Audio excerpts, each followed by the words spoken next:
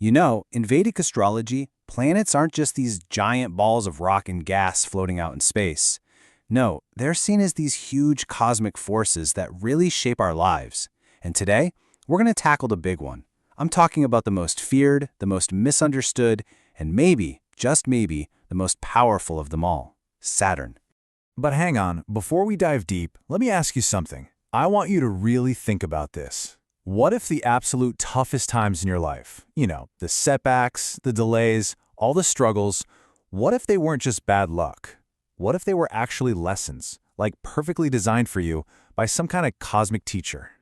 To really get our heads around what Saturn is all about, we got to start with the engine that drives this whole system in Vedic thought, and that engine is the law of karma.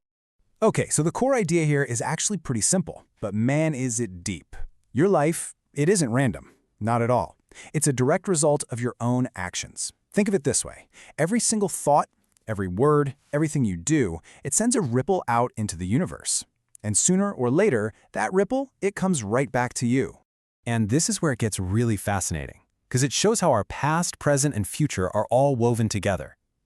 So imagine all your karma is stored in a giant cosmic bank account. That's Sanchita. Every action you've ever taken, it's all in there. Now for this life, you've made a specific withdrawal. That's your prarabdha, the karma you're destined to live through right now. And kriyamana? Well, that's the deposit you're making today with your choices. That's your free will, shaping what kind of withdrawals you'll be making down the road. So, if karma is the law, you got to ask, who enforces it? Well, in Vedic astrology, that job belongs to the planets, which are called grahas.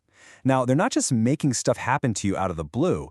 It's more like they're cosmic delivery guys, just dropping off the results of actions you've already put into motion. And each planet has its own turf. The sun, that's our soul, our core self. Jupiter, he's the guy who brings luck and knowledge. And then you've got Saturn, sitting over there with the official job title of sorrows and misfortunes. I mean, you can kind of see why he's not the most popular guest at the cosmic party, right? So let's really get into Saturn, because most people, they just stop right there, at that surface level idea. Saturn, the big cosmic downer, the one who brings all the bad news. But that is not even close to the full story. And look, the ancient texts are pretty blunt about it. Saturn is called the dukkha karaka, which literally translates to the indicator of misery. Yeah, sounds pretty intense.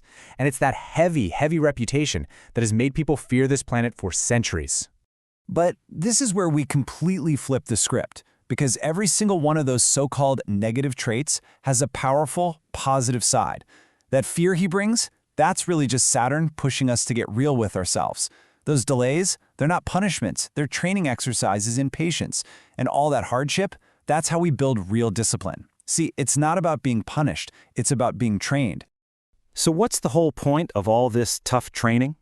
Well, once you really get Saturn's true purpose, you start to see that his difficult tests, they always come with a huge reward. This quote from David Frawley just says it all, doesn't it? See, unlike the easy come, easy go gifts from other planets, Saturn's rewards have to be earned. They are literally forged in the fire of your own hard work, and that's exactly why they stick. They become a permanent part of you. The key here is to just see Saturn differently. He's not some cosmic bully out to get you. Think of him more like a wise, old-school mentor. He's the one who comes in and strips away all the fluff, all the superficial nonsense in our lives to show us what's actually real and what will last. He gives us the focus to build a life that truly means something. Okay, so how does this great teacher actually teach?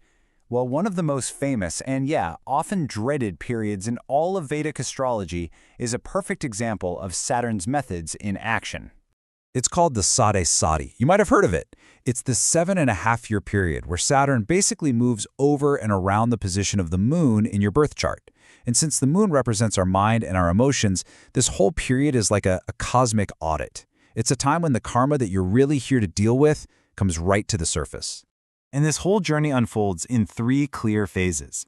For the first 2.5 years, Saturn is kind of creeping up on your moon, building the pressure. For the next 2.5 years, boom, he's right on top of it. That's the peak intensity. And then for the final stretch, he's moving away, giving you time to process everything you've learned. It's absolutely a marathon, not a sprint. So after you've gone through this cosmic boot camp, what's the payoff? What are the gifts you get for all that incredibly hard work? And listen, the rewards are truly profound. A well-balanced Saturn energy is said to bring things like longevity and amazing endurance. It gives you this unshakable discipline, an incredible ability to focus, and the real strength to be independent. But maybe the most important gift of all is what the old texts call true awareness, the power to see reality, your life exactly as it is, with no sugarcoating. And this brings us right back to where we started, doesn't it? So I'm going to ask you again, what's the biggest challenge you're facing in your life right now? Really think about it.